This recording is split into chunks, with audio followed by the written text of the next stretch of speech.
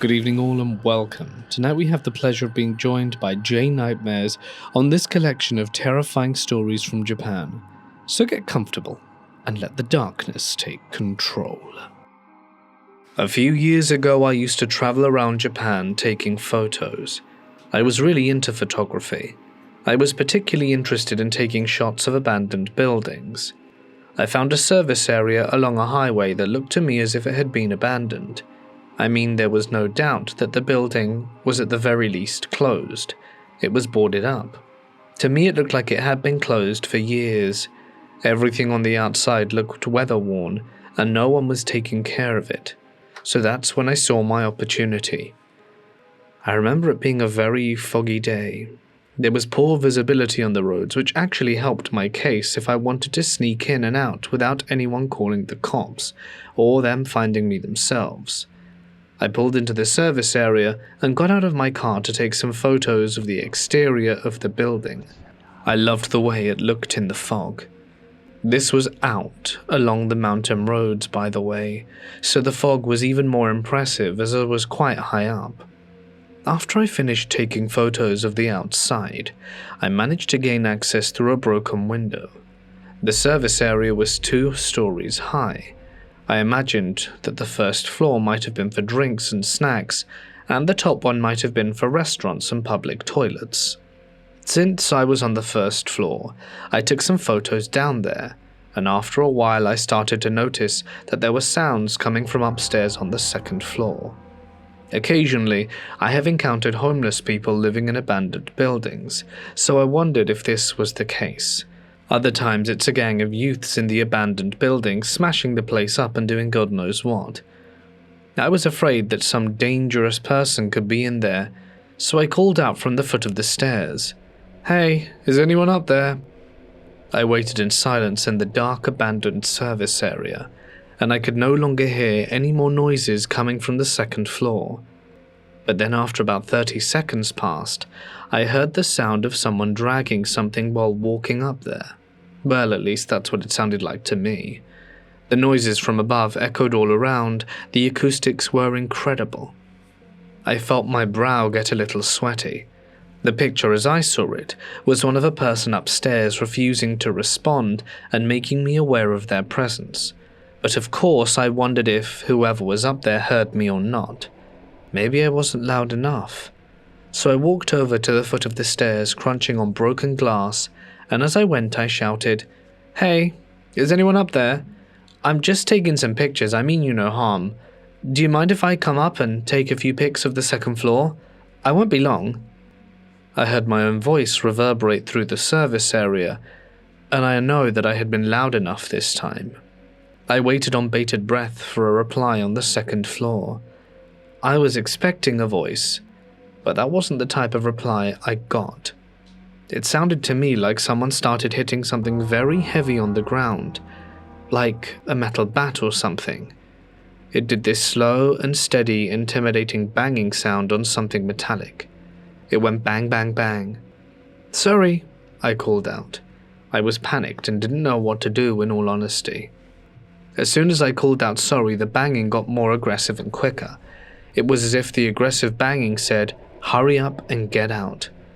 One thing I noticed though was the fact that the banging sounded as if it was getting closer to the top of the stairs. Where I heard it coming from somewhere near the back of the top, it was now coming to the front.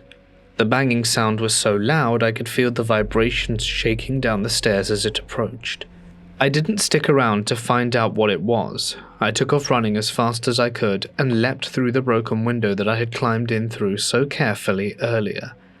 I ran to my car without looking back, and it was only when I started my engine that I noticed that my palm was bleeding. I must have cut it going through the window. My steering wheel was now covered in my own blood, but that did not deter me.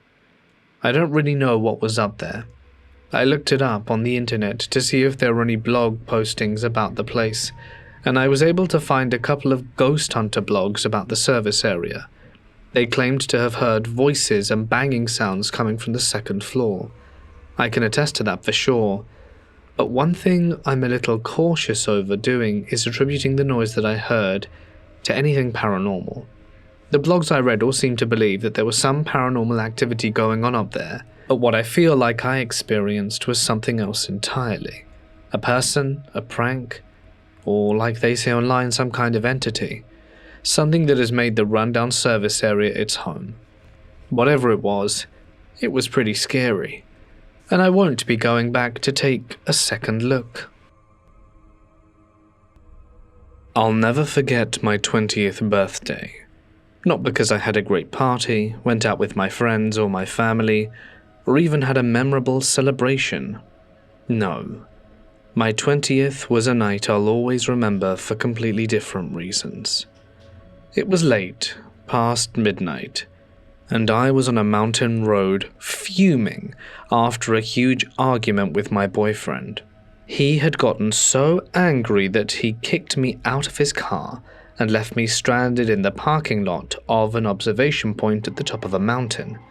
I had my phone and thought about calling a friend or even the police, but I was young and dumb, and honestly I wanted a cool story to tell. So I walked down a mountain all alone in the middle of the night.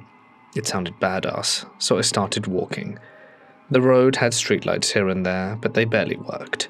The glow was faint and flickered occasionally, making everything feel 10 times creepier.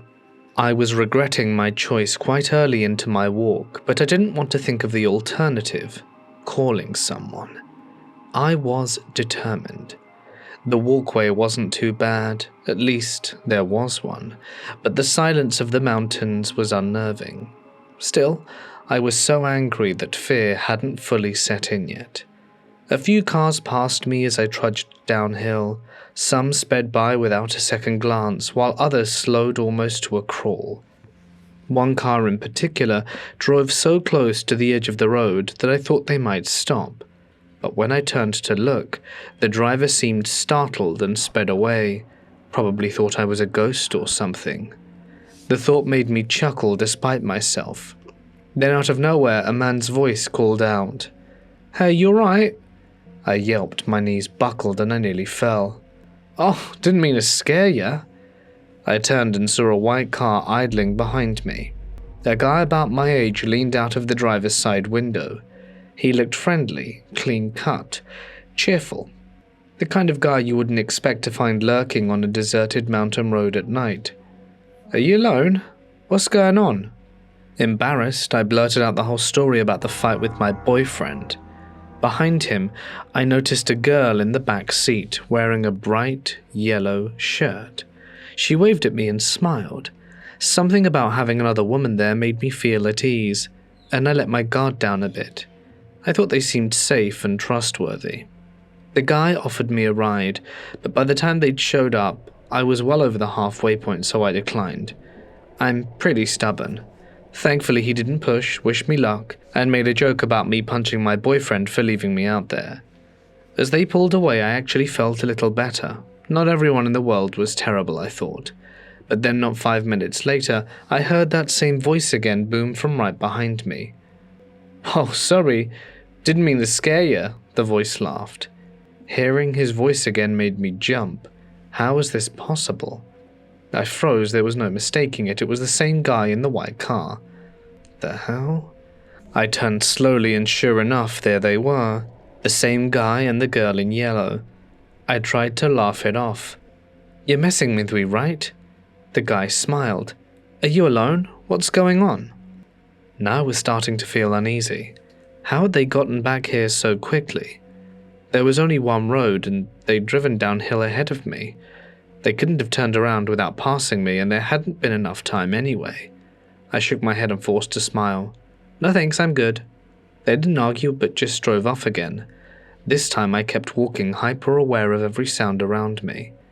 And then, a minute later, there they were again. Same car, same guy, same girl. I didn't know what to do. My legs felt like lead and my mind raced with possibilities. Were they stalking me? Was this some kind of cruel prank? "Need a ride?" the guy asked, his voice as calm as ever. "No," I practically shouted. The car rolled past me, slower this time, and as it did, the girl in yellow turned her head to look at me. Her smile was gone and her eyes bored into mine, unblinking like she was studying me. I couldn't move. and then just like that the car sped up and vanished around the bend. By the time I reached the bottom of the mountain, I was shaking. I made it to a convenience store and sat inside until a friend came to pick me up. When I got home, I couldn't stop thinking about that car. It wasn't just the impossible timing, it was the way they acted, like they didn't belong in this world. I started reading about glitches in the Matrix online, and the stories were eerily similar. Cars that appeared and disappeared, people who seemed to repeat actions like they were stuck in a loop. What if the couple wasn't real? Or worse, what if they were caught in some kind of endless replay on the mountain road? Maybe they'd had their own tragic ending there, a crash perhaps, and now they were doomed to keep driving the same path over and over, trying to interact with the living but never quite breaking free. I don't know what they wanted from me. Help? A connection? Or was it just part of their loop, another ghost on their endless journey? All I know is that I got home safe, but I never went back to the mountain road again. Some things are left better unexplored. I guess I'm just glad I didn't get into the car with them. Here's a story my dad told me about something really strange he experienced. When I was little, our extended family decided to go on a trip together, about 15 of us in total. We rented a bus and hit the road. It was one of those big family outings that are fun but chaotic. I don't remember much since I was a kid, but this story has been told at so many family gatherings that it's like legend now. We reached our destination, which was this big, beautiful lake surrounded by mountains. The plan was to set up tents near the lake and have a huge barbecue. The weather was perfect at first and everyone was in high spirits. The adults were grilling, the kids were playing by the water. It was a great time. But then out of nowhere the sky turned dark. Thick clouds rolled in, and before we knew it, it was really pouring. It was one of those sudden storms where the rain is so heavy you can barely see a few feet ahead. Our tents didn't stand a chance. Water started seeping in, and it was clear we weren't going to be sleeping in them that night. So we all piled back into the bus to stay dry. The adults weren't ready to call it a night though. They set up an impromptu party at the front of the bus, cracking open beers and passing around snacks. As the night went on, most people started to drift off to sleep. Eventually only my dad and my uncle were left awake, still chatting and having a few drinks. It was well past midnight when they heard this faint tapping sound coming from outside the bus. At first, they thought it was just the rain, or maybe some branches hitting the side of the bus. But the tapping was constant, like someone knocking. Curious and a bit unnerved, my dad got up and peeked through the window, and what he saw gave him chills. Standing outside, in the torrential rain, was a young woman wearing a raincoat. She didn't have an umbrella, and was completely soaked. Her hair was dripping wet, and she was just standing there staring at the bus. My dad and uncle exchanged glances. "The hell's a woman doing out there at this hour?" my uncle whispered. They were deep in the mountains, miles from the main road, and there were no houses nearby, no other campsites, no anything. It simply didn't make sense. Feeling a mixture of concern and unease, my dad cracked open the window a bit and called out, "Are you okay? Do you need help?" The woman looked up at him with a blank expression. "I can't go inside," she said softly. "Please, can you come out here?" My uncle frowned. "It's pouring rain, just come inside. We can get you a towel and something warm to drink." She shook her head slowly. "I can't come inside. Please, come out." Something about her tone and insistence was unsettling. She didn't seem cold or bothered by the rain at all. My dad felt a knot forming in his stomach. "Look, if you need an umbrella or a towel, we can give it to you, but we're not going out there." The woman stared at them for a moment longer, and then turned and walked away into the darkness. My dad and uncle sat back down, both a bit shaken. "That was weird," my uncle said. "Why was she so adamant about us going outside?" Then it dawned on them. They were miles away from any civilization in the middle of nowhere during a storm, and a soaking wet woman shows up asking for them to come outside. It didn't add up. Do you think that was something not quite human? Well, neither of them wanted to say it out loud, but the possibility hung heavy in the air. They decided not to dwell on it and tried to get some sleep, but neither slept well that night.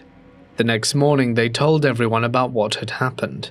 Of course, the rest of the family laughed it off, teasing them about drinking too much and imagining things. But my dad and uncle knew what they saw. A few weeks later, they heard a local legend from someone familiar with the area.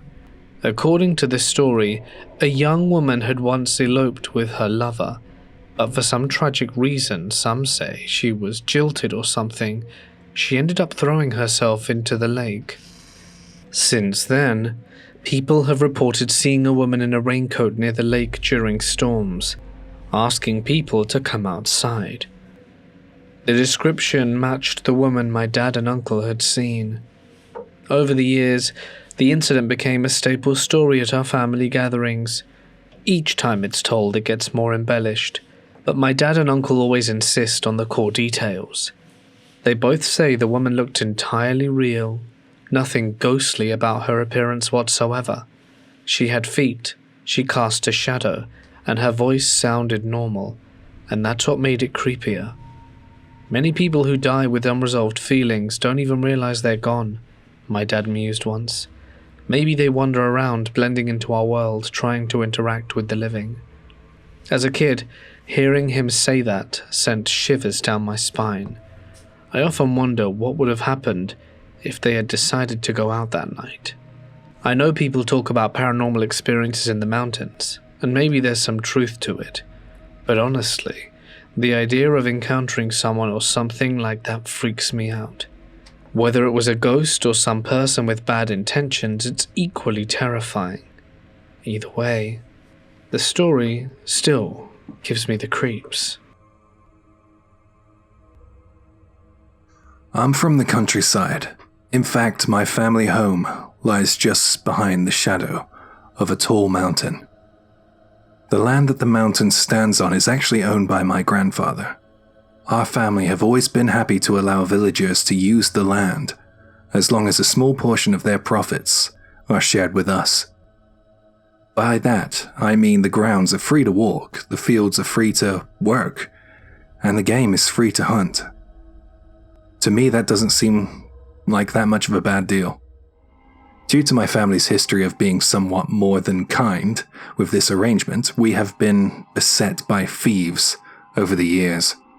Since our family wanted to make sure we continued this community spirit, the elder men in my family offered to patrol the mountain ranges at night in search of thieves. My family would often remind me of areas on the mountain range that would be dangerous at night. In their words, it was for adults only. The adult world, no children allowed. It didn't stop me and my friends exploring though. We found out pretty quickly why the adults didn't want us to play in those areas. For one, the wildlife, but more realistically, there was a pretty deep cave, and to us kids, that cave was one of our favorite playgrounds. It felt like it was ours. So that leads me to this experience I had when I was a kid, which I'm certain that will live with me for the rest of my days. I was playing in the forbidden areas of the mountain range, like normal, in the cave. All of a sudden, I had the urge to pee, so I decided to head out and do it behind a tree. We were usually nervous about being in places where we were explicitly told not to play in, but being caught peeing out there, well, that really gave me the willies, if you'll pardon the expression. I was basically double scared of being caught.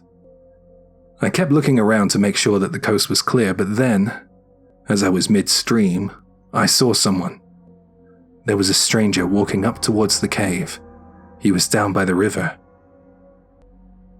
I shot back behind the tree. I didn't even have a chance to pull my pants up. He was a middle-aged guy by the look of it. And I didn't know that man. I hadn't ever seen him before.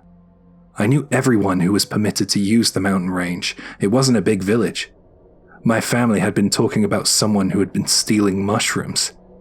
And that may sound trivial, but some of these mushrooms that we grew, they could fetch a pretty price. It made sense that this stranger could be the thief everyone was talking about. He was carrying a backpack, and he was clearly on the lookout for something. If this was the thief that my family was so worried about, then I didn't want to be seen by him. I stayed as still as possible, out of sight in the trees and bushes. I felt like such an idiot. This was exactly what my parents had warned me about. I watched the stranger. It looked like he was looking for something, and he was being cautious. I kept an eye on him to make sure he didn't spot me or try to come close. I mean, I had no plan if he did come close.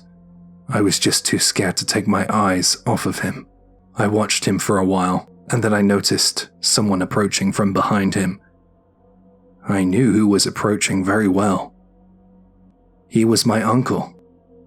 He approached the stranger. My uncle was holding a shovel. He stopped the guy, and it looked like those two were in conversation.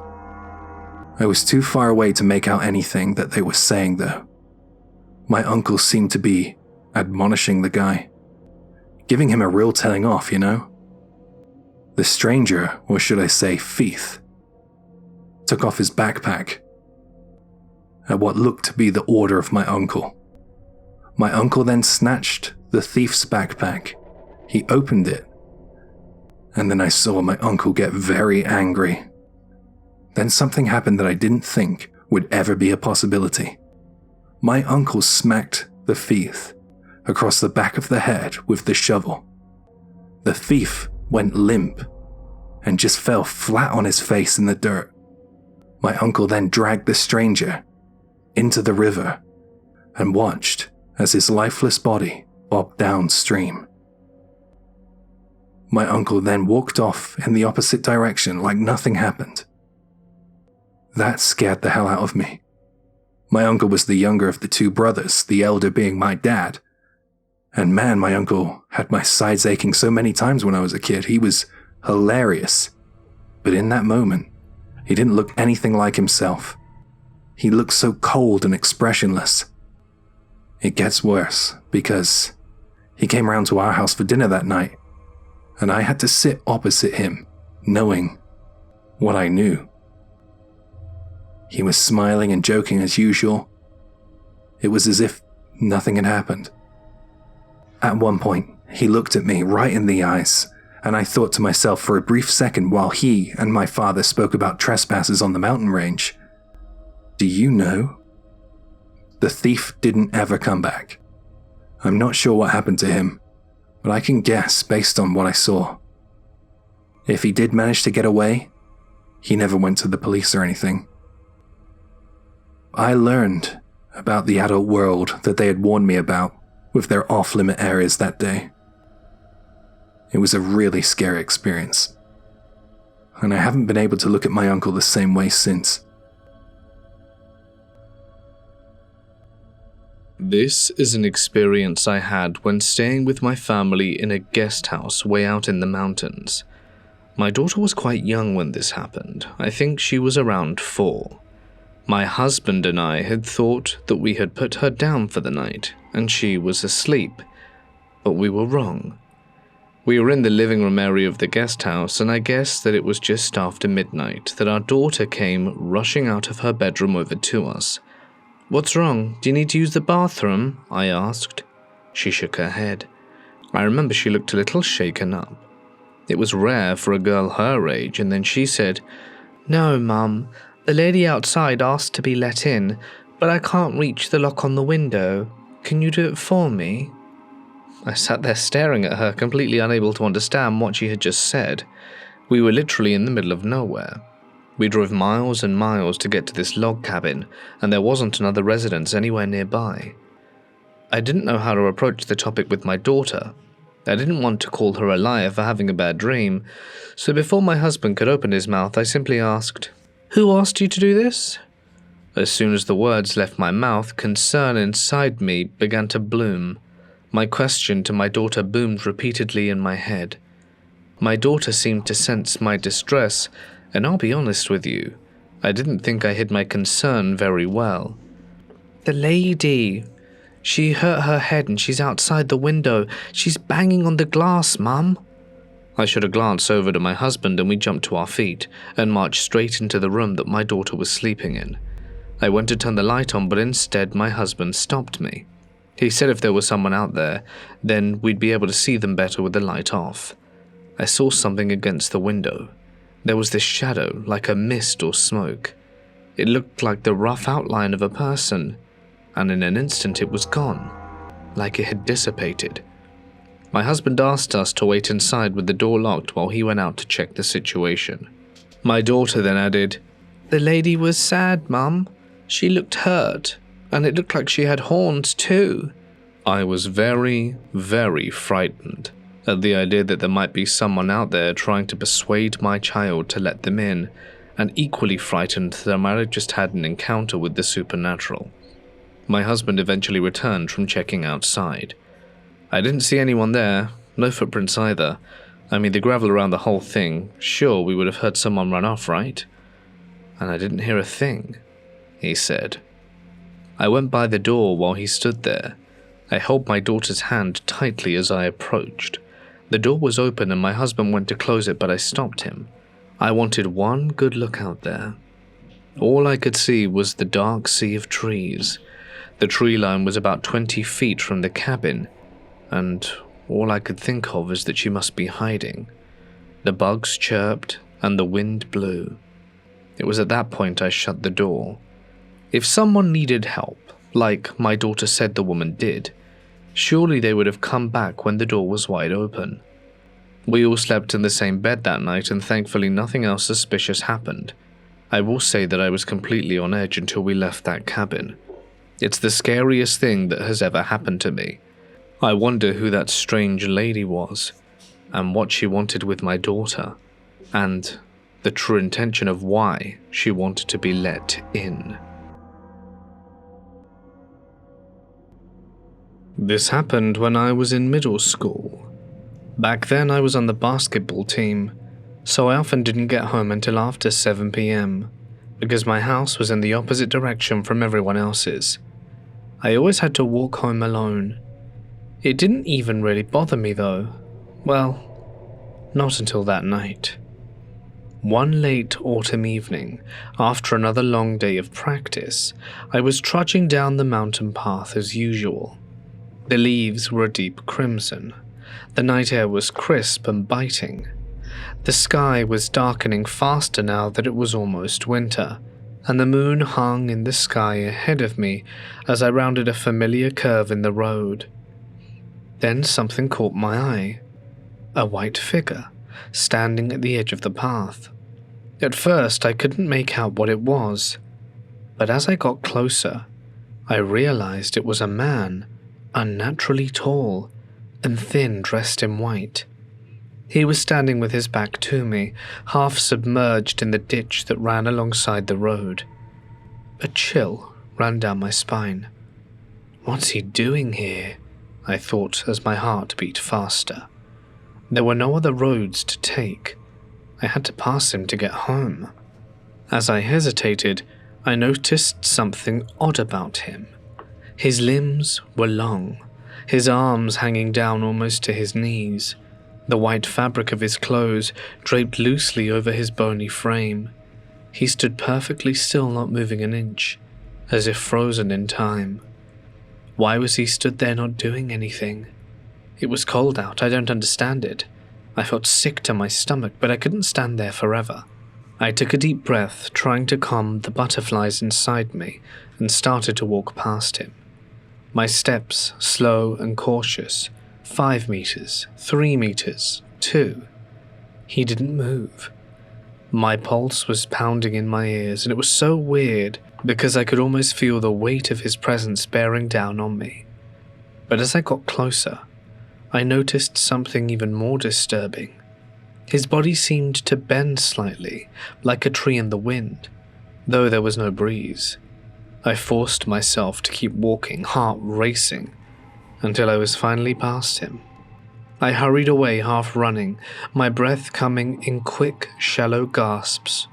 I didn't look back. I was glad it was over, but little did I know it wasn't really. The next day it happened again, and the day after that. Each time he was there in the same spot, standing in that strange, twisted position.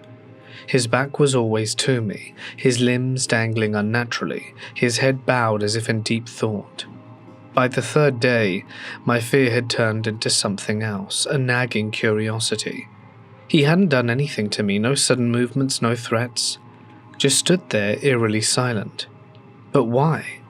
What was his purpose? On the fourth day, I decided to take a closer look.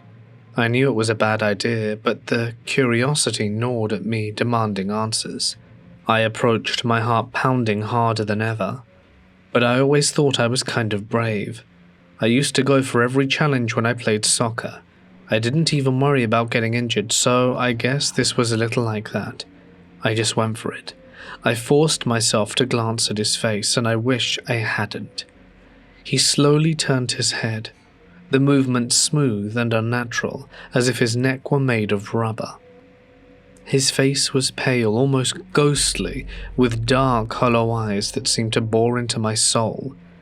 And then he smiled, a wide, crooked smile that stretched his mouth far too wide, as if he was trying to mimic human expressions, but didn't know quite how to do it. My blood ran cold. I turned and ran, sprinting as fast as I could, the sound of my footsteps echoing in the empty night. I didn't stop until I was safe inside my house, slamming the door shut behind me. The next time I had basketball practice, I dreaded going home, but I had no choice. Once I could have asked my parents to pick me up, but I thought at the time I would have to explain myself, and maybe they would start babying me because I was scared to walk home. I just felt like I had to suck it up or be ridiculed. When I reached the spot where the man usually stood, he was gone. Relief washed over me, but it was quickly replaced by a creeping sense of dread. I had the sharp inclination that he was still in the area, as if he could be watching me from somewhere nearby. Was he hiding? Waiting for the right moment to strike, perhaps? I should have asked for a ride and swallowed my pride. Despite the bad gut feeling I had, I needed to know more. I approached the ditch where he had been standing, hands trembling. As I peered into the shadows, something caught my eyes. Magazines, scattered across the ground. I picked one up, my heart still racing. The covers were strange, depicting muscular men in overly dramatic poses, their faces twisted into expressions of exaggerated masculinity. The titles were unfamiliar and bizarre. Rose Tribe, Sub, Samson. I felt a wave of nausea. The magazines were bizarre, but they didn't explain anything. If anything, they made the situation more disturbing still. I didn't know at the time what they were, but now I do. Let's call them spicy magazines. I felt like they were deliberately left there for me to find, and that turned my stomach. I dropped them and stumbled back, the images still burned into my mind. Without another thought, I turned and bolted, and I remember the sound of my own footsteps once again echoing as I ran. I didn't stop running until I was home. I never saw the man again, but the memory of the haunting smile has stayed with me since. The experience I'm about to share with you happened to my wife and I when we were in our 20s.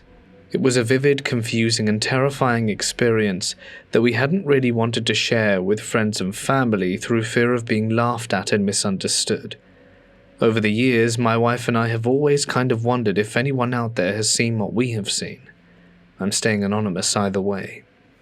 It happened in August of 1990, and back during the summer, my wife and I were working part-time jobs. We had a carefree lifestyle compared to our current one. We were focused on saving money and putting it into savings for traveling. We traveled to Kansai on the day in question, and we were enjoying taking in the famous sights. It was something we had long been looking forward to. We booked a really nice inn for the night, and when the sun went down we made tracks. We arrived and checked into the inn and were very pleased to be staying there for the night. There was a really nice grove of trees outside, and our room was on the east side of the building. I was glad to have a room that would seemingly be shaded by the trees come the morning, as it was the height of summer.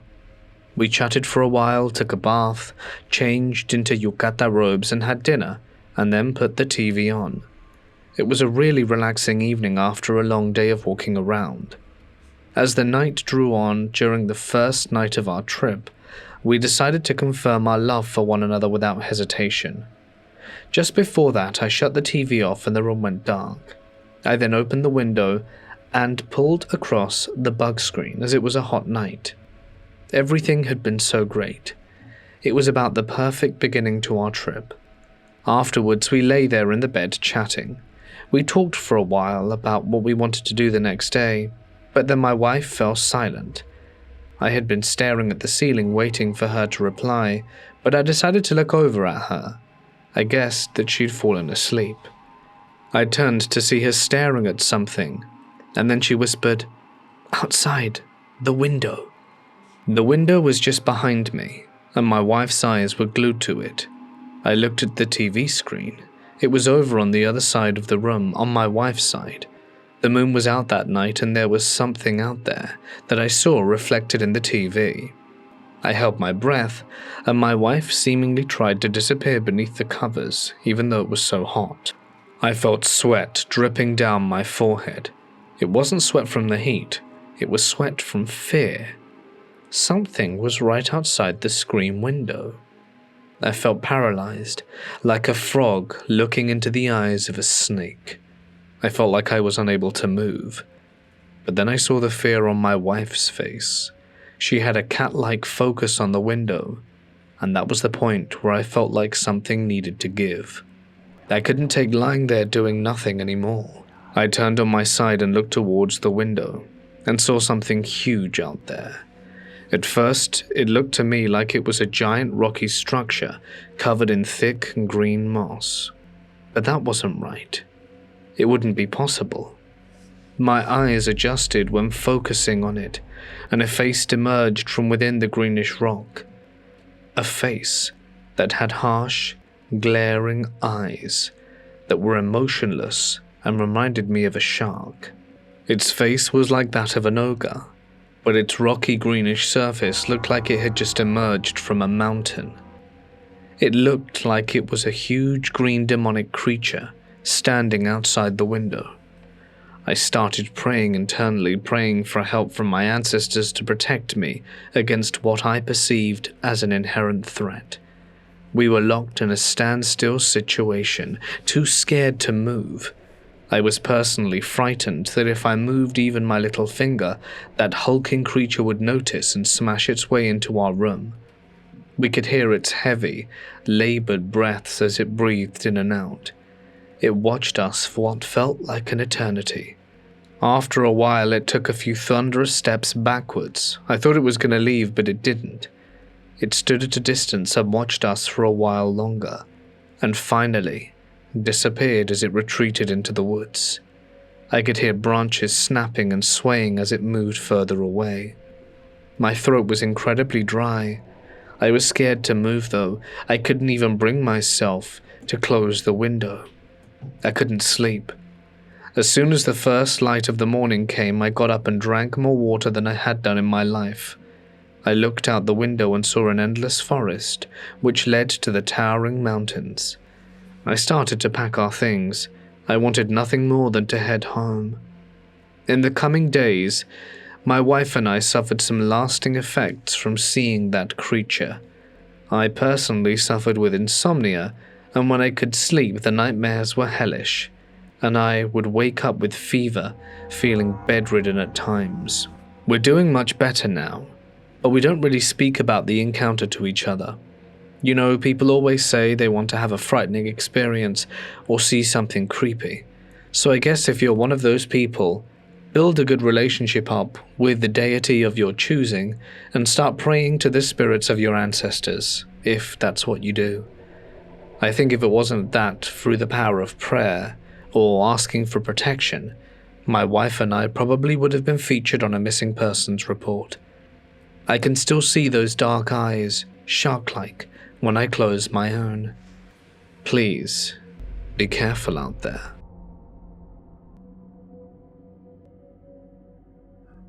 This happened when I was a university student, living alone.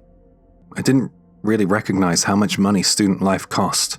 I didn't really get any money from home. I needed some cash coming in, so I worked part-time at family restaurants and convenience stores, but then I found out that tutoring pays well, and it's a bit less demanding.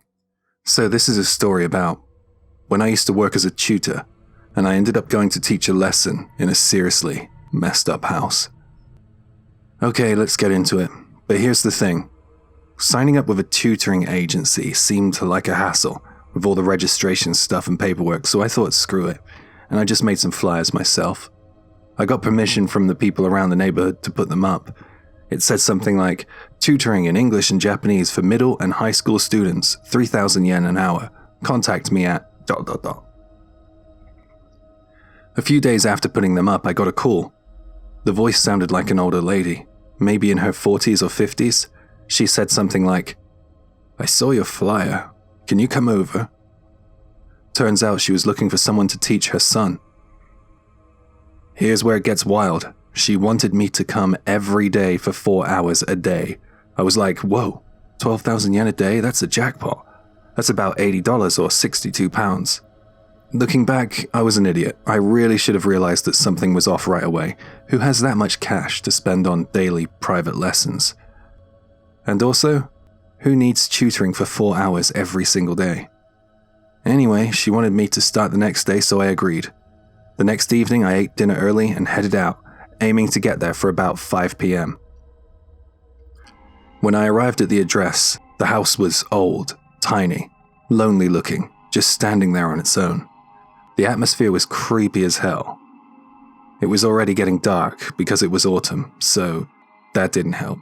I crunched through the fallen leaves and approached the house. I told myself that it's just work, so just do it. So I pressed the doorbell, and even though I was feeling apprehensive, I waited for someone to come to the door.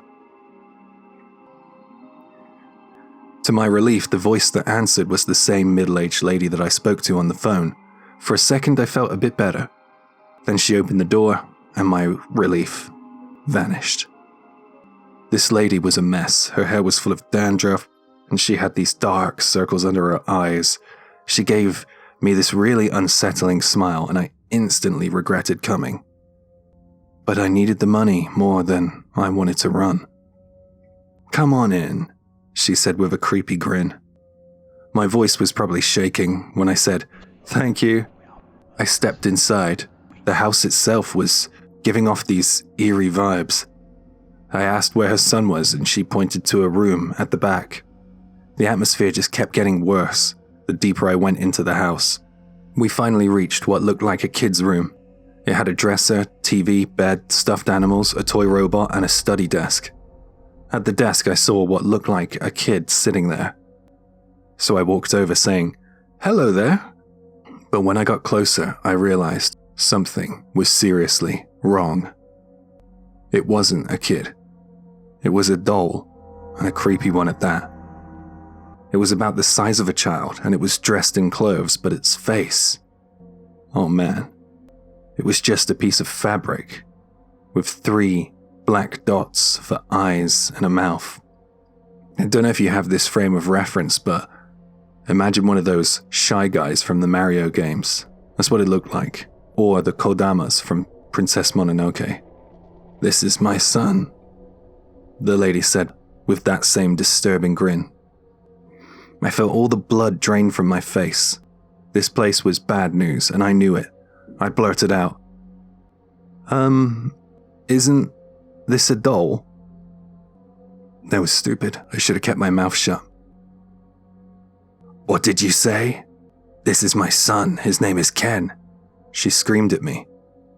It was a total change in her demeanor. All the niceties were gone, and there was nothing but anger in her eyes in that instant. Her sudden outburst really scared me. I wasn't sure if I'd get to leave the house if I upset this woman. so I needed to calm the situation down to get out of there safely. "Oh, okay. I get it, Ken. Let's study together now, okay?" I said, trying to go along with it. It seemed to do the trick. She smiled again and calmed down. Of course, Ken didn't answer. I mean, he's a doll. So I started teaching. For the next 4 hours, I just sat there explaining things to this doll like it was a real student. "Okay, Ken, this is how you use the verb to be," and so on. I just kept talking to the doll, pretending it was a normal lesson. The whole time the lady stood behind me, watching and smiling. It was beyond creepy. Finally, after what felt like an eternity, the 4 hours were over, and I said, "Okay, let's wrap it up for today, Ken." Of course, there was no response. He's still a doll. The lady, still grinning, said, "Thanks so much. Great work today." I couldn't wait to get the hell out of there, so I quickly packed up my stuff. The lady then said, "It's getting late, why don't you stay for dinner?" I had already eaten before I came, so I politely refused, saying, "No thanks, I've already had my dinner." She insisted. "Eat something before you go," she yelled, and I didn't want to make her angry again. So, reluctantly, I agreed. I needed her to unlock the door. She had the key on her. She led me to the dining room and started preparing food, pulling out a dirty knife and some old pots. The whole time I was on edge, watching her every move, especially when she grabbed that knife. Finally, she served me some curry. It looked okay, and it smelled okay. I was just relieved it wasn't something worse. The plate was filthy, and the spoon was one of those plastic ones you get at a convenience store. Clearly reused. I took a bite, and it tasted just like regular curry. Not good, not bad. The lady watched me the entire time, grinning. "Does it taste good?" she asked. "Yeah, delicious," I replied, way more enthusiastically than I felt, because honestly I was terrified of her reaction if I said anything else. And then, the lady said the worst thing ever. "Why don't you stay the night?" I quickly refused, saying it was okay, I'd head home, but she kept insisting. "Ken would be so happy if you stayed." No, it's really fine," I said, trying to stay polite.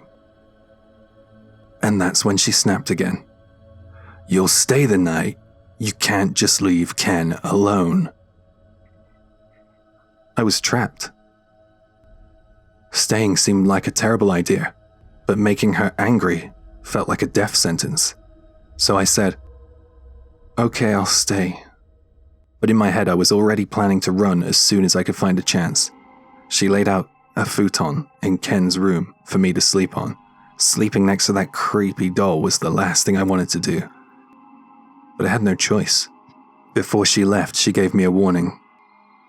"The bathroom's next to the dining room, but don't go upstairs." That only made me more curious about what was up there. After she went to bed, I lay in the futon, waiting for her to fall asleep so I could sneak out. I had no phone with me, which sucked because I couldn't call for help. I waited for hours, and at some point, I must have fallen asleep myself. I woke up at around 1 a.m., and I figured she must be asleep by now. It was time to make my escape. I grabbed my stuff and started creeping towards the front door. I decided I would at least try to get out through that door, if not, a window on the ground floor. Just as I was about to reach the door, I heard a voice from behind me. "Where do you think you're going?" I froze. I turned around, and there she was, sitting cross-legged on the floor, watching me from the darkness with that smile. "You're not trying to leave, are you?" she asked, grinning. I froze. She was sitting there in the dark, watching me. She had been there the whole time, staring at me with that same creepy smile. I panicked. I bolted upstairs, despite her warning, flinging open a door at the top of the stairs, only to find myself in a room full of dolls. Shelves and shelves of dolls, all with the same blank faces and black dot eyes and mouths. And then I heard something. A terrifying shriek came from the back of the room. I turned and saw someone, with a massive head and bulging eyes. It gurgled like a drain. It wasn't a doll. It was alive. I freaked out. Without thinking, I jumped from the second-story window and ran. I didn't feel any pain at the time. The fear was too much. I ran like my life depended on it, not stopping until I reached the main road. I couldn't sleep that night. My legs started to hurt so much that I had to go to the hospital the next day, and I had seriously damaged my left leg. I never went back to that house, obviously, and I never took tutoring jobs from strangers again. I'm still not sure what I saw that night, and honestly, I don't want to know. I moved away from there, and I never went back again. I don't want to go there. I wonder what that was, the last thing I saw in that room. Hi, Jay here. There are a couple of comments in response to this post that are quite interesting that I'll share here. I think that guy upstairs was the real Ken. And since he was disabled, his mother was using the doll to escape reality. It must have been scary, but I'm pretty sure Ken was the one locked up on the second floor.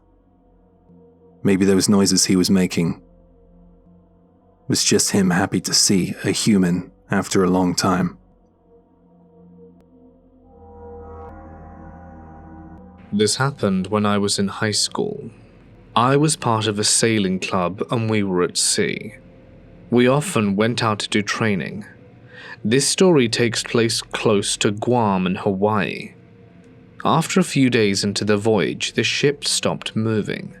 Our captain investigated and tried to find the cause of the trouble. He found nothing wrong with the engine. He then went to the stern and found something entangled in the screw propeller. We all took a look from the stern and were all surprised by what we saw. A huge squid's tentacles. It was wrapped around the propeller. One of them was loose and we could see the length of it as it bobbed in the sea. Our captain said that it could be a 15-foot squid. We couldn't see the body of the squid, just the tentacles. The body was likely under the hull, and the squid was almost certainly dead.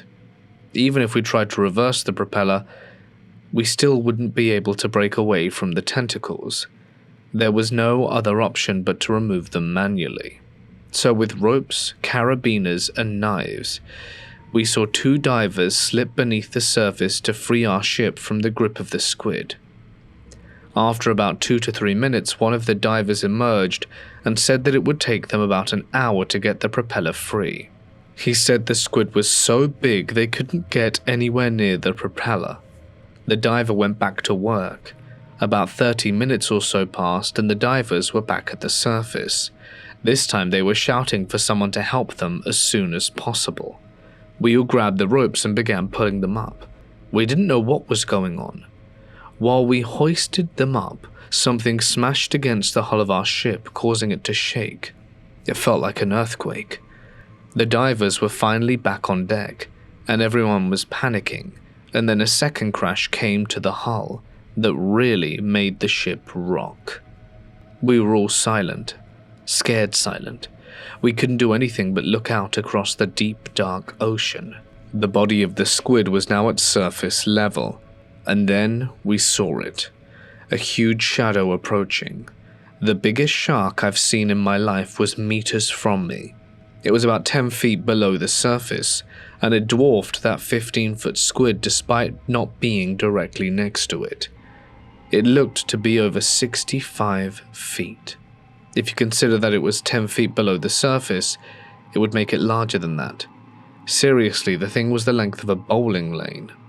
I could only see its silhouette, but to me it looked like a great white. It didn't stick around long, and it shot down into deeper waters and out of our field of vision. I would have thought that it might have been a sperm whale or a whale shark if everyone on the ship wasn't so damn adamant it was a great white. Plus, I don't think a whale shark would go for a squid, which is what I presumed the great white was after. Eventually, we discovered the propeller was bent and we couldn't get it to work.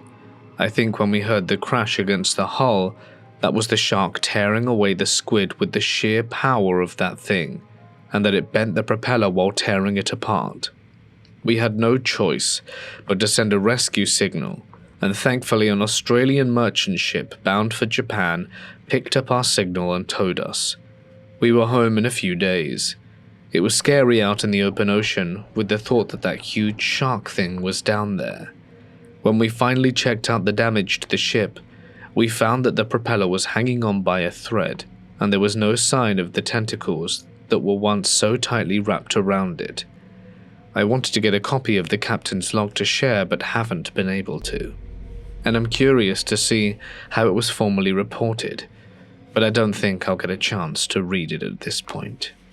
I'd love to hear what you guys all think. It was certainly one of the most disturbing things I've ever lived through. I grew up in an era where dares were everything, bragging rights mattered, and my friends and I always pushed each other to do something crazier than the last. For some reason one night we dared each other to visit a nearby shrine, alone, in the dead of night. A secluded shrine is eerie enough, but this one sat at the base of a mountain with nothing behind it but dense forest and towering trees. To us, that forest felt untouched, like a place no one had ever mapped. The unknown made it even more terrifying.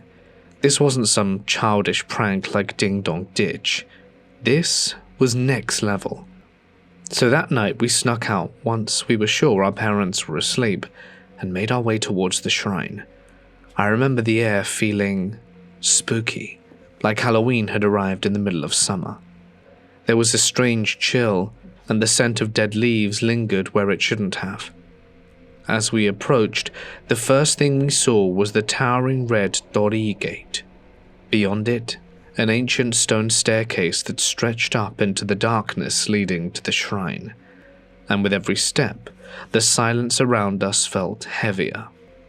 Halfway up, we froze. A sound broke the stillness. Something was tumbling down the steps above us. It was light but moving fast. Our hearts pounded as the noise slowed, then stopped right at our feet. One of my friends flicked on his flashlight. The beam landed on a single child's shoe. Small, worn, and covered in moss. We stood motionless, barely breathing. A toddler's shoe. But no toddler would be up here alone in the middle of the night, not even with their parents. A thought crept into my mind, chilling and unmistakable. Something was up there, watching. It wasn't a question. I could feel it. The same way you know when you're being stared at. The same way you instinctively know when you're not alone. I turned and started walking back fast down the stairs. No words were spoken, but my friends were right behind me. We never spoke about what we felt that night, and we never dared go back. There are things that happen in the woods after dark, and I, for one, don't want to know what they are. This happened roughly 2 years ago. It was summer and early night. The only thing that was unexpected that night was the light rain that fell. I was proud of my car. I used to love taking it out on long drives.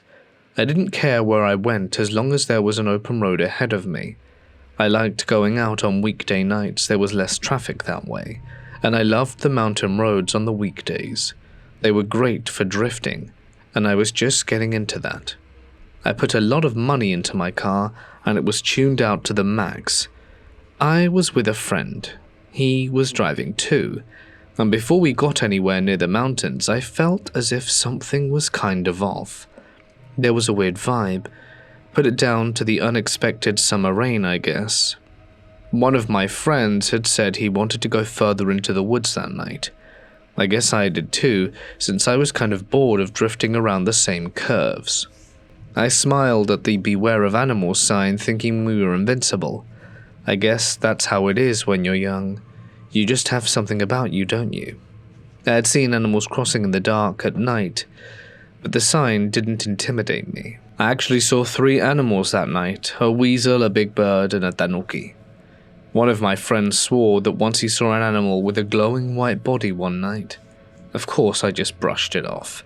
I'd never seen anything like that. Those aren't real. There were no streetlights in the mountains, nothing but pure darkness, and I guessed what he witnessed must have been an illusion of some kind. We kept on driving. It got later and later, and I mean we always headed out late, but it was almost 3 a.m. and we weren't heading home yet. I'd had enough, to be honest, and I was running low on gas and didn't feel like driving around and around in the middle of nowhere anymore. I turned around, put my hazards on, and sent my friend a message to let him know I was going to make my way home. I sat there messaging with my phone, expecting my friend to reply. He seemed to be taking his time, I thought, forget this, I'm tired. I figured my friend would understand if I took off early, and I mean we were in constant communication with one another. I gave him a few more minutes, gave him to the end of my smoke that I lit, and cracked the window a little. The rainfall on the roof of the car was quite pleasant to listen to. It wasn't heavy. It wasn't light enough for me to stand out there smoking a cigarette, though, without it going out. And it was at this point I heard a strange noise. There was a faint wailing sound. It was quiet, but definitely there. It wasn't as loud as the rain, but I could still hear it all the same. I knew that some animals make calls that sounded almost human, and I tried to convince myself that it was just an animal. But there was something in the way it cried that didn't let me. With each passing second, the realization sunk in. It sounded more and more like someone crying.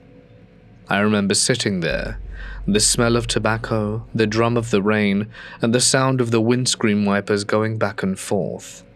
I had the key to the ignition in my hand. I wanted to go, but something inside me told me I shouldn't. The sobbing sounded louder. There was something new now, a new sound. I paused the windscreen wipers so that I could listen a little closer. It sounded as if there was a child wailing. The crying I heard before was undoubtedly the cry of a woman, and now there appeared to be a baby in the mix. The road was slippery, but I felt as if I should pull away. I really hated the sound of that sobbing woman. I knew deep down in my heart there wouldn't be a woman and child out here in the middle of nowhere late at night. So I say this with a clean conscience. I got the hell out of there.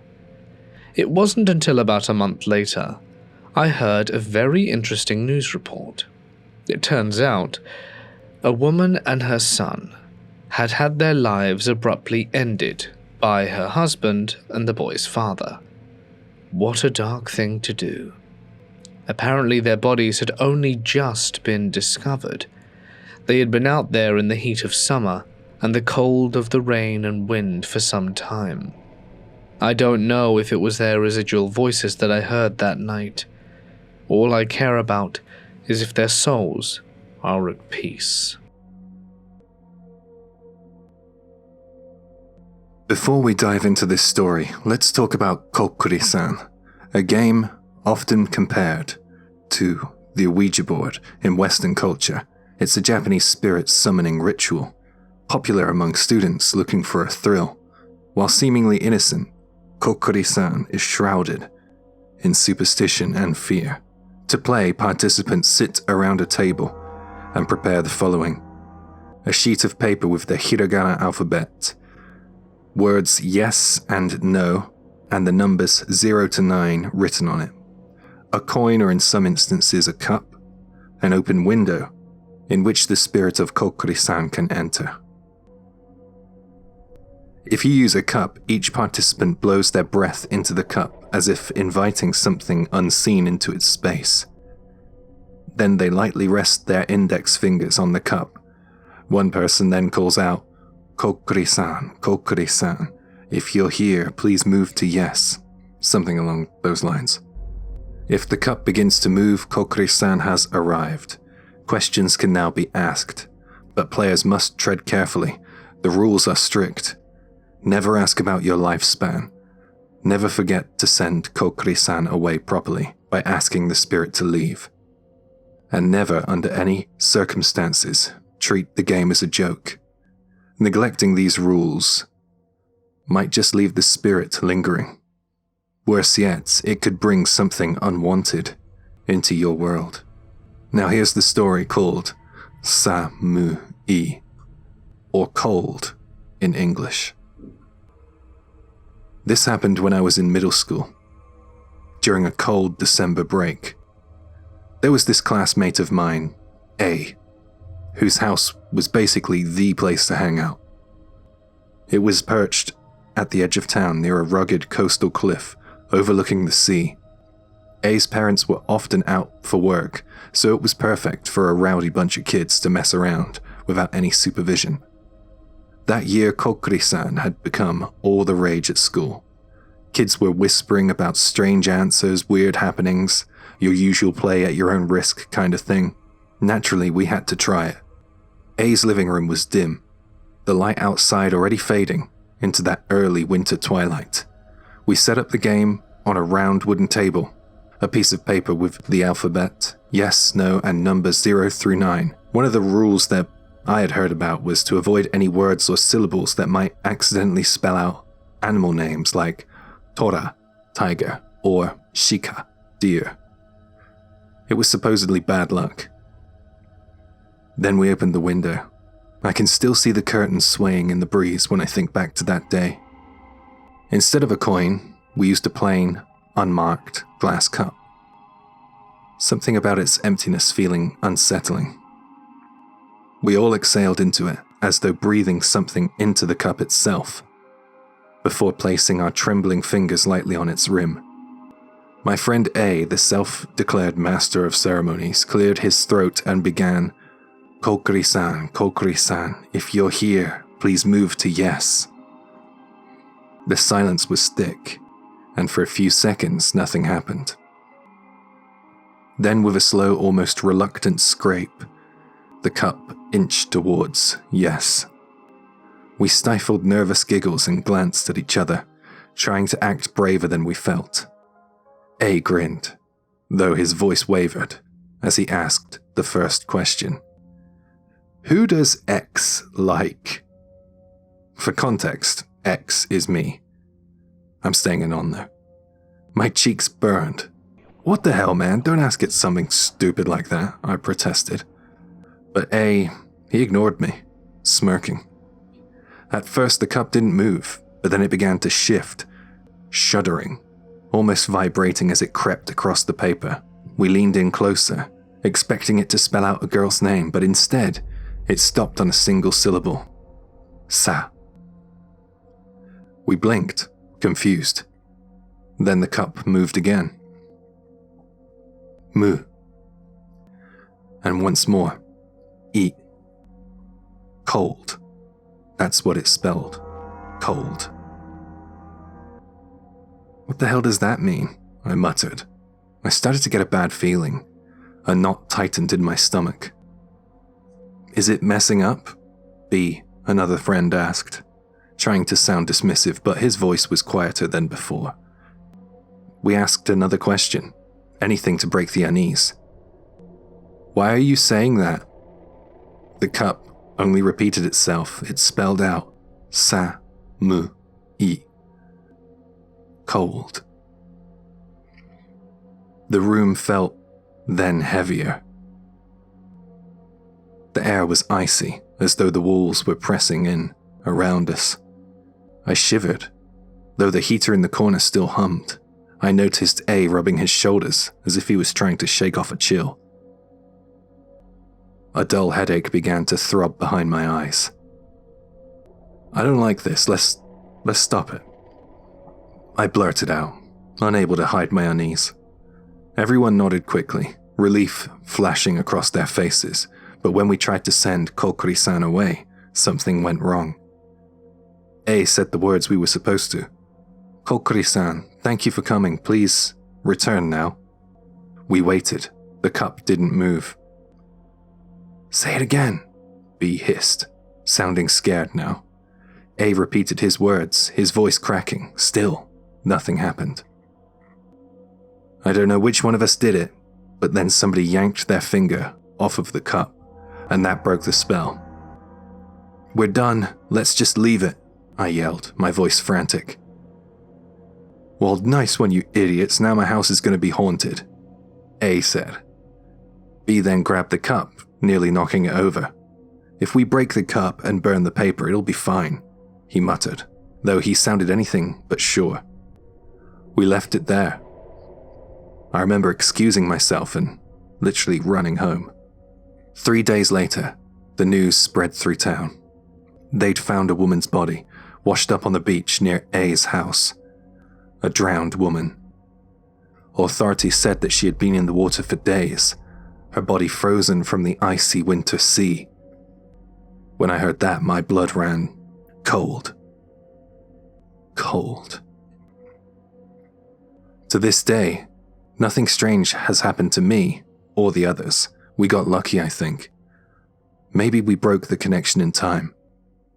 But every time winter rolls around, and the nights grow long and dark, I think of that cup, of those words, repeating like a plea. Sa, mu, I. Cold. And I wonder if someone, something, is still there waiting in A's empty house, watching, shivering in the dark. This is a story from my childhood that still gives me chills. Let me set the stage. I'm 24 years old now, a guy, but this happened when I was 7. I grew up in a children's care facility until I was 11. It wasn't the easiest start in life, but we made do.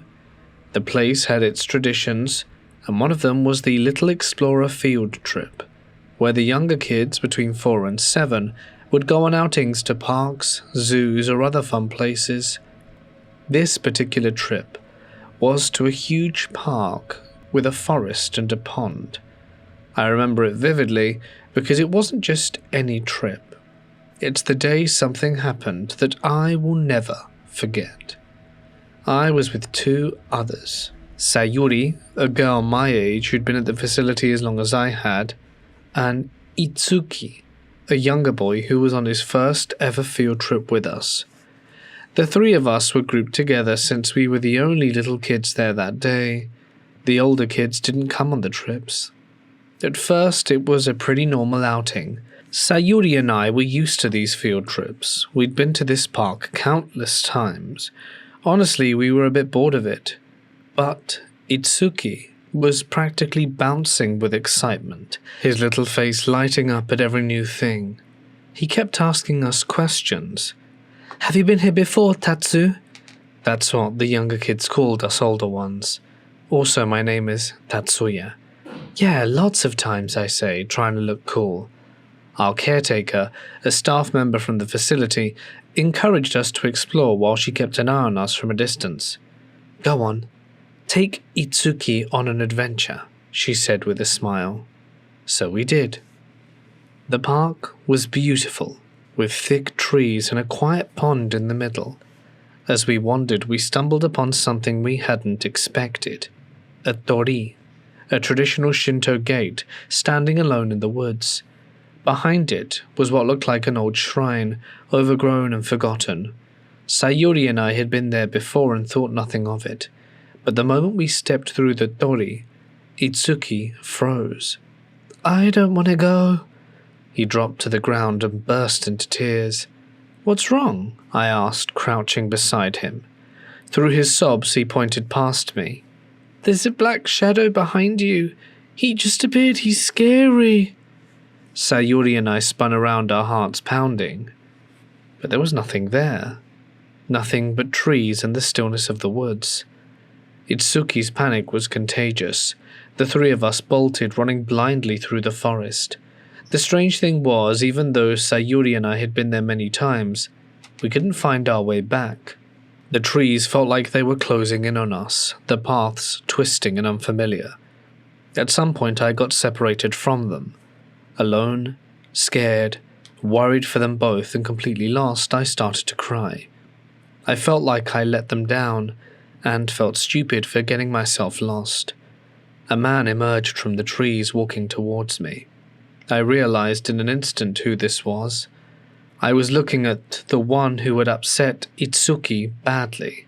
His whole figure was shadowy, like he was made of darkness itself. Yet something about him felt oddly comforting at first. "Are you lost?" he asked in a soft voice. "Yes." He smiled, though it didn't reach his eyes. "I'll take you back." Without thinking, I reached for his hands. And the moment I did, I heard voices calling my name. It was Sayuri and the caretaker. I turned to look, relief washing over me. "They found me," I said, letting go of his hand. But when I turned back around to thank him, my stomach dropped. The man was no longer there. In his place was a shadowy figure with no discernible features, its form shifting and flickering like smoke. And then I realized something even worse. I wasn't where I thought I was. I'd somehow ended up on the other side of a tall barbed wire fence meant to keep people out. Or in. It was far too high for a child to climb, and the wire was sharp and rusting.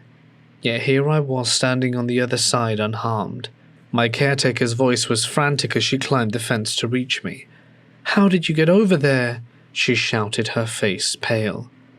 I didn't know what to say. When they finally got me back to safety, I tried to explain about the man, the dark figure, and how he led me there. But no one believed me except Sayuri. "I think I've seen him before," she admitted quietly. "On a different trip.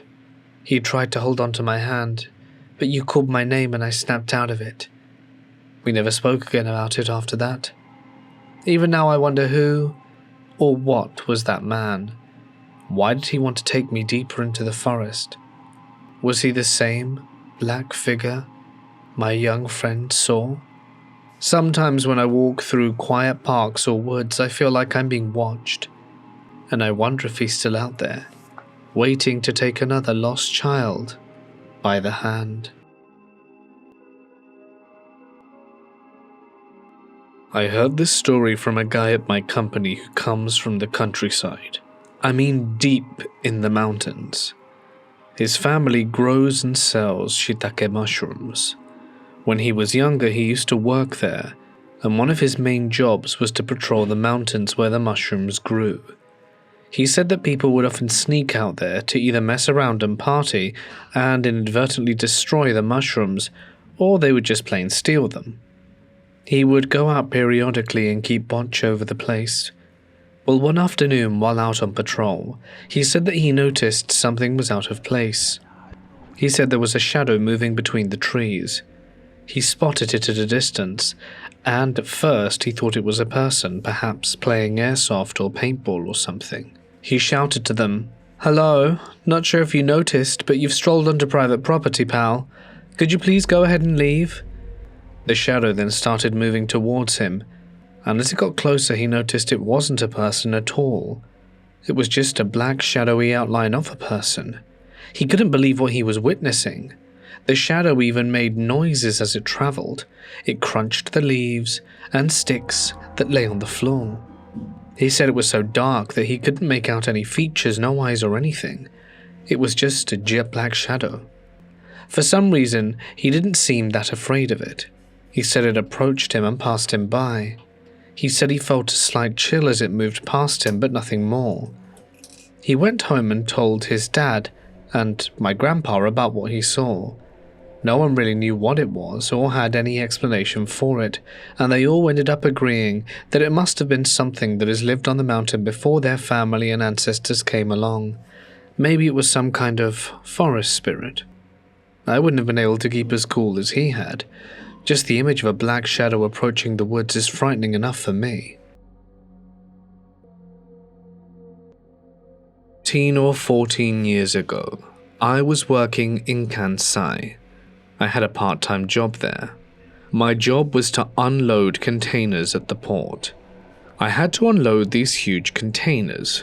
We would store the unloaded cargo in our warehouses, and there we would keep them until whichever company came along to collect them.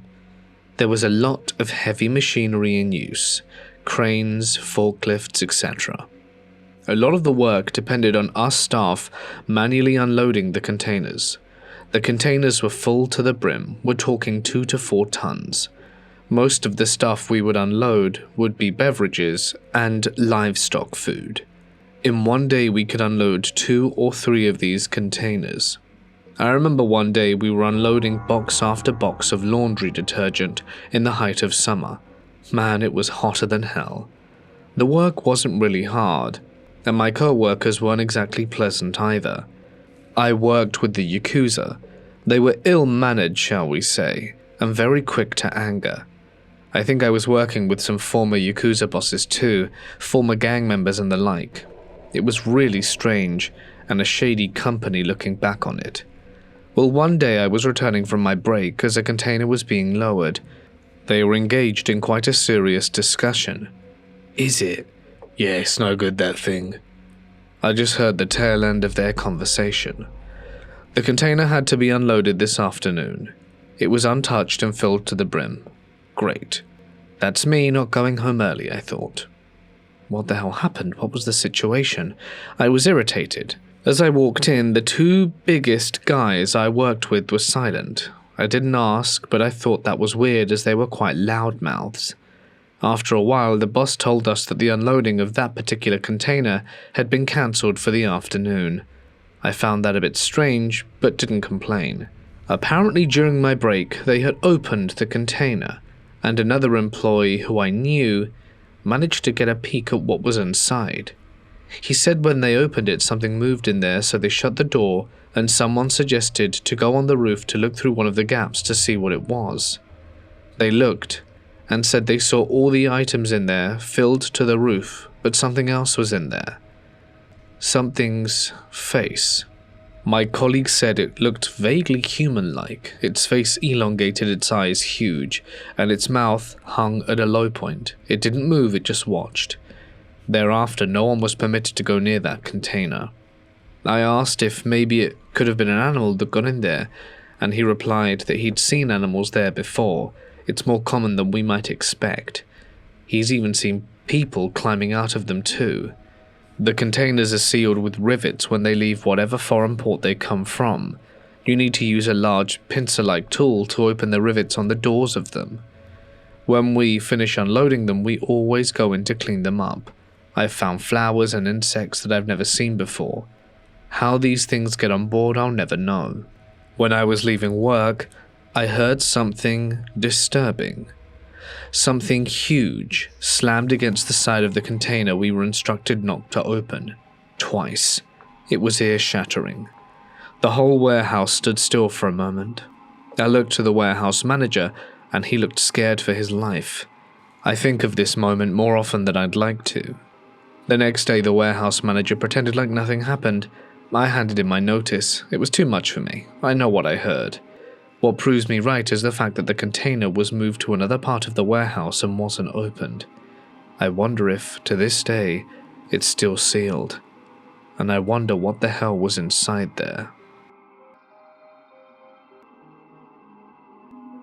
It was about 28 to 29 years ago. After I graduated from high school, I got a job in Saitama. It's a prefecture in Japan, which neighbors Tokyo. I got a second-hand car after a couple of months of moving to Saitama. You really need it out there. I was glad I bought one. I used to go on long, relaxing drives after work.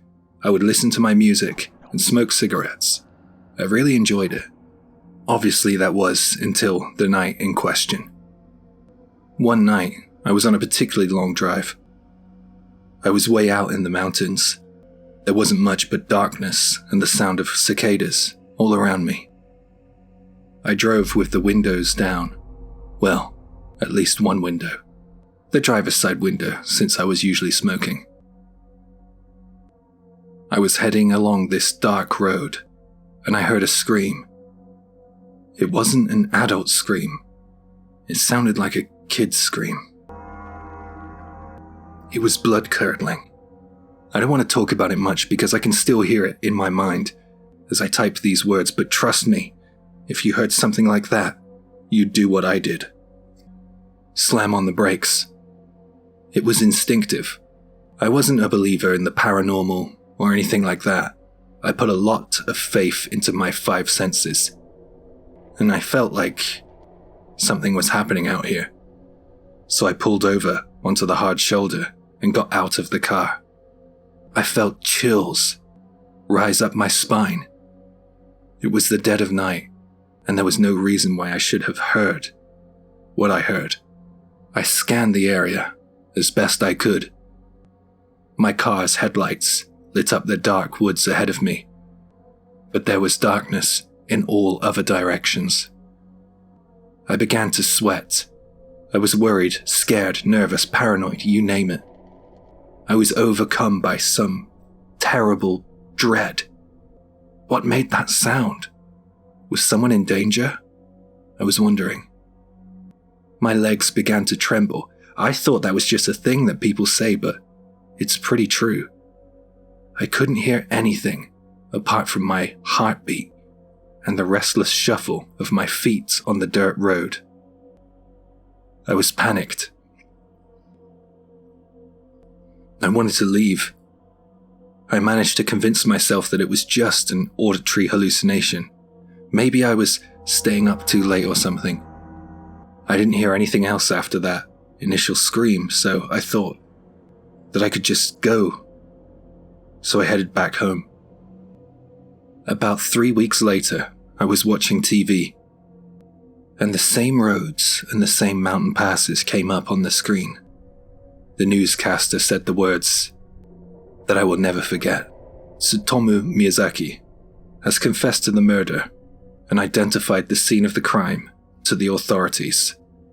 The case had already proceeded to the courts, therefore I knew that the scream I heard was not happening in real time.